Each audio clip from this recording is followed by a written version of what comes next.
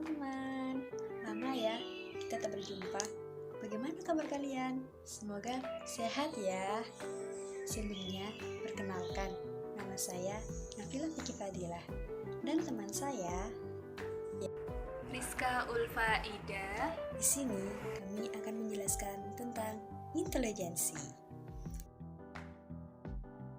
Istilah intelijensi berasal dari kata Latin, yaitu intelligere, yang berarti menghubungkan atau menyatukan satu sama lain.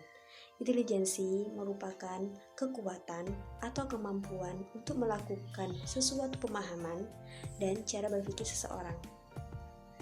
Intelijensi sendiri juga sering disebut dengan kecerdasan. Namun, definisi intelijensi cukup beragam.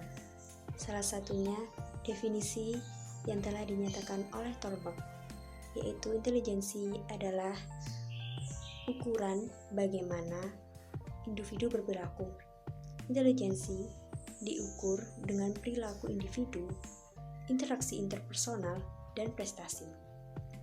Intelijensi dapat didefinisikan dengan beragam cara, yaitu yang pertama, kemampuan berpikir abstrak.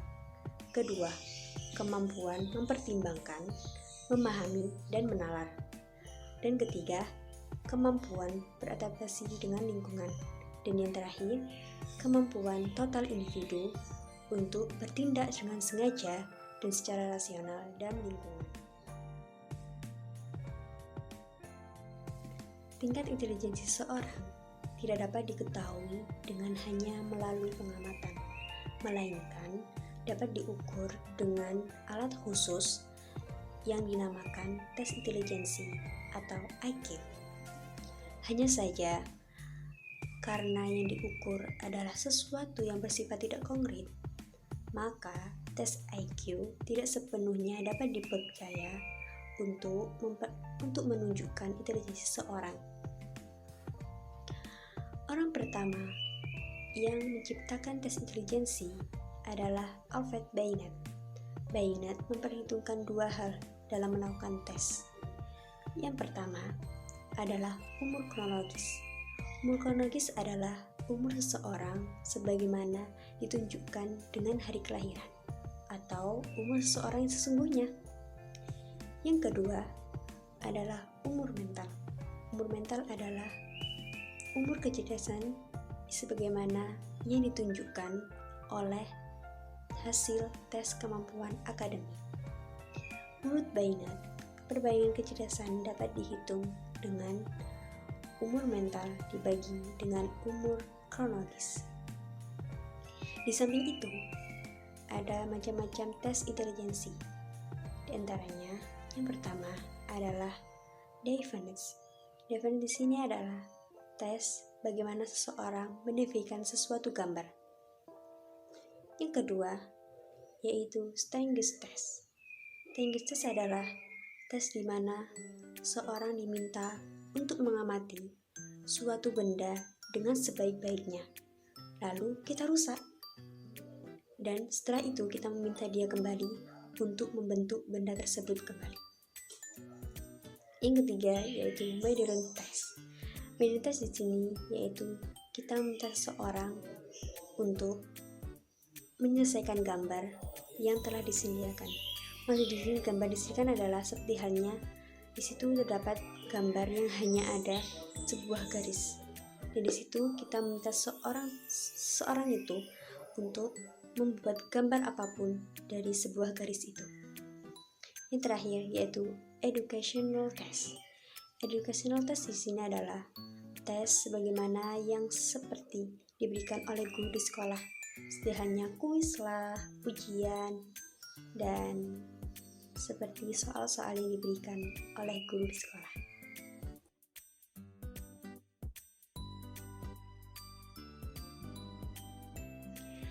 Menurut Sportman, intelijensi mengandung dua faktor.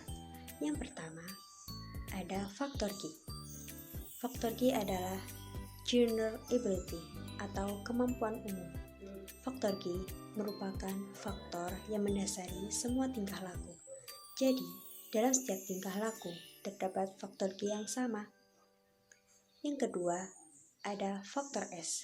Faktor S adalah special ability atau kemampuan khusus. Faktor S merupakan faktor yang berfungsi pada tingkah laku khusus. Jadi, dalam setiap tingkah laku yang berbeda, terdapat faktor S yang berbeda. Namun, di situ ada faktor G-nya yang sama. Kettle mengemukakan dua dimensi intelligence. Yang pertama, food intelligence. Food intelligence berkaitan dengan kemampuan untuk mengembangkan teknik pemecahan masalah yang baru dan berbeda dengan teknik sebelumnya. Yang kedua, research intelligence. Research intelligence berkaitan dengan kemampuan untuk mengemukakan pengalaman-pengalaman yang telah dipelajari sebelumnya dalam memecahkan masalah yang dihadapi.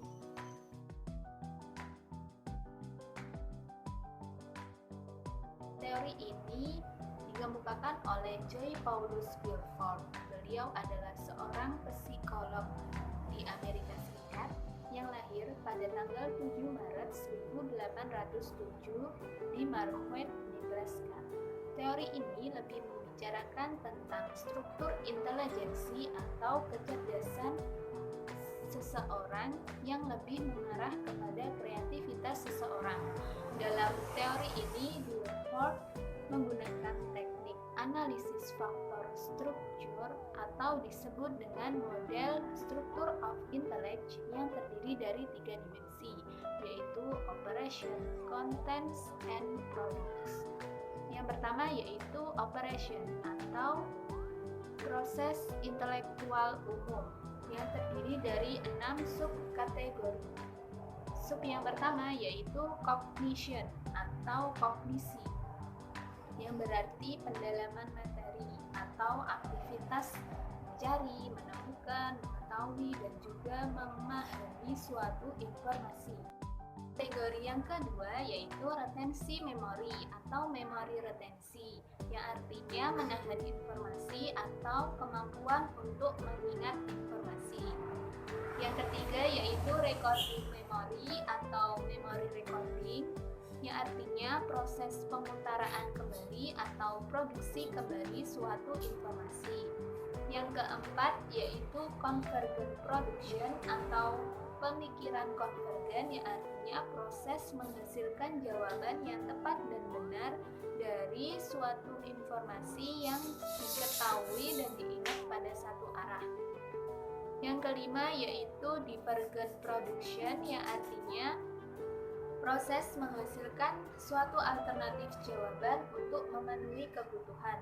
Contohnya yaitu mengusulkan judul untuk sebuah cerita. Yang terakhir yaitu evaluation atau evaluasi, yaitu proses menilai suatu informasi apakah akurat, konsisten, atau valid. Dimensi yang kedua yaitu konten atau isi, yang terdiri dari 5 subkategori. Sub yang pertama yaitu visual, yang artinya informasi yang muncul dan diterima oleh mata. Yang kedua yaitu simbolik, yang artinya informasi dianggap sebagai simbol-simbol atau tanda. Yang ketiga yaitu auditory, yang artinya informasi yang muncul dari stimulus yang diterima oleh sistem pendengaran, yaitu telinga. Yang keempat yaitu semantik, yang artinya informasi yang dipersepsikan melalui kata-kata atau kalimat, baik secara lisan, tulisan, atau dalam pikiran seseorang. Yang kelima yaitu behavioral atau intelijensi sosial, yang menunjukkan kemampuan untuk menerima dan menginterpretasikan pikiran, perasaan, dan sikap orang lain. Dimensi yang ketiga yaitu products, yang terdiri dari 6 subkategori. Kategori yang pertama yaitu units, yang artinya pekerjaan mental yang terpisah. Contohnya kata-kata imajinasi khusus. Yang kedua yaitu classes atau kelas, yang artinya kelompok unit-unit informasi yang ada pada karakteristik umum. Sub yang ketiga yaitu relation atau relasi yang menunjukkan hubungan unit-unit informasi. Yang keempat yaitu sistem yang berupa penstrukturan informasi yang kompleks. Yang kelima yaitu transformation yang artinya perubahan atau pergantian item informasi, di mana informasi yang ada sebelumnya menjadi informasi selanjutnya. Dan yang terakhir yaitu implication atau implikasi yang menunjukkan penunjukan atau prediksi dari pengetahuan yang dimiliki sekarang dan diterapkan pada waktu yang akan datang. Selanjutnya yaitu teori intelijensi majemuk atau multiple intelligence. Teori ini dikemukakan oleh Howard Gardner yang berpendapat bahwa tidak ada manusia yang tidak cerdas. Menurut Howard Gardner, kecerdasan didefinisikan sebagai kemampuan yang memiliki 3 komponen utama, yaitu kemampuan untuk menyelesaikan masalah, kemampuan untuk menghasilkan persoalan-persoalan baru yang akan diselesaikan, dan kemampuan untuk menciptakan sesuatu. Teori intelijensi majemuk ini kecerdasan dibagi menjadi 9. Yang pertama yaitu kecerdasan verbal linguistik, yang artinya kemampuan seseorang yang memiliki kepekaan terhadap bunyi, struktur, makna, fungsi kata, dan bahasa. Yang kedua yaitu kecerdasan logis matematis, yang artinya kemampuan seseorang yang lebih menyukai hal-hal yang berhubungan dengan angka, mampu menyelesaikan soal-soal hitungan, suka bernalar dan beranalisa. Yang ketiga yaitu kecerdasan visual spasial, yang artinya kemampuan seseorang yang memiliki ketertarikan terhadap gambar. Pemilik kecerdasan ini lebih mudah menghafalkan wajah daripada nama. Yang keempat yaitu kecerdasan musikal, yang artinya kecerdasan yang dimiliki oleh seseorang yang mampu menciptakan dan mengapresiasi irama dan juga bentuk-bentuk ekspresi musikal. Yaitu kecerdasan kinestik, yang artinya kecerdasan seseorang dalam memahami tubuh. Contohnya yaitu suka berolahraga dan menari. Selanjutnya yaitu kecerdasan interpersonal, yang artinya kecerdasan yang dimiliki oleh seseorang yang mampu memahami perasaan, emosi, dan juga keinginan orang lain. Selanjutnya yaitu kecerdasan naturalis, yang artinya kecerdasan yang dimiliki oleh seseorang yang suka hal-hal yang berhubungan dengan alam. Contohnya suka melakukan perjalanan di daerah pegunungan, hutan, dan juga laut, suka memelihara binatang, dan juga suka melihat flora dan fauna. Yang selanjutnya yaitu kecerdasan intrapersonal, yang artinya kecerdasan yang dimiliki oleh seseorang dalam memahami emosi dan juga kelemahan dan kelebihan yang terakhir yaitu kecerdasan eksistensial, yang artinya kemampuan seseorang dalam berpikir sesuatu yang hakiki, menyangkut eksistensi berbagai hal, termasuk kematian. Selanjutnya yaitu pengaruh intelijensi terhadap keberhasilan siswa.